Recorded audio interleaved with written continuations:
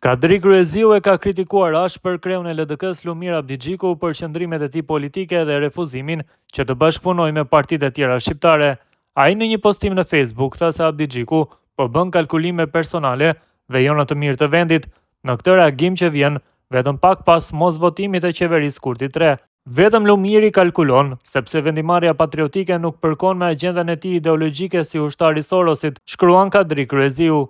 Testi i karakterit politik ka nisur. Nëse doni ta shihni si duket një kalkulant që e do veten më shumë se Adeon, shikoni veprimet e Lumir Abdigjikut në 10 ditët e ardhshme. PDK, AAK, madje edhe Nisma i kanë thënë po një qeverie të udhëhequr nga Bedri Hamza. Vetëm Lumiri kalkulon, sepse vendimarrja patriotike nuk përkon me agjendën e tij ideologjike si ushtari Sorosit. Nuk do me Albinin e nuk do me Bedriun. Çka do ky njeri? Pyet Kadri Kryeziu. Lidhja Demokratike e Kosovës ka reaguar pas një incidenti të ndodhur dje gjatë një interviste ku deputeti i kësaj partie, Armend Zemaj, u përball me ofendime verbale, të cilit u përgjigj me sulm fizik ndaj një mërgjimtari nga Gjermania.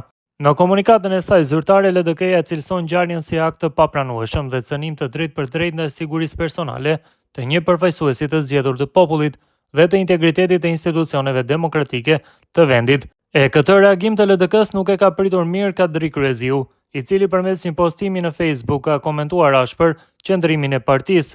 Ai thot se shtëpia e madhe e Ibrahim Rugovës ka rënë aq poshtë sa sot ja bën avokatin të pambrojtshmes, duke akuzuar udhëheqjen aktuale të LDK-s për mungesë të parimeve rugoviane dhe për devijim nga vlera demokratike. Kryeziu ka shtuar se nëse qytetarët, kushdo qofshin ata, nuk guxojnë të sfidojnë politikanët, atëherë kjo quhet diktaturë, duke e quajtur projektin e Lumirit në aludim ndaj kryetarit të LDK-s Lumir Abdigjiku si autoritar dhe të nënshtruar ndaj egos së një njeriu.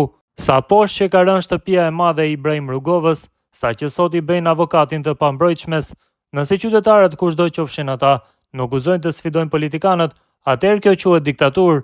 Dhe pikërisht një shtet i tillë autoritare i nënshtruar ndaj egos së një njeriu është projekti i Lumirit. Logjikën titiste e ndjen nga kilometra larg. Bursisti i Sorosit e fantazon veten si Titoja i vogël, shkruan Kryeziu me ironi.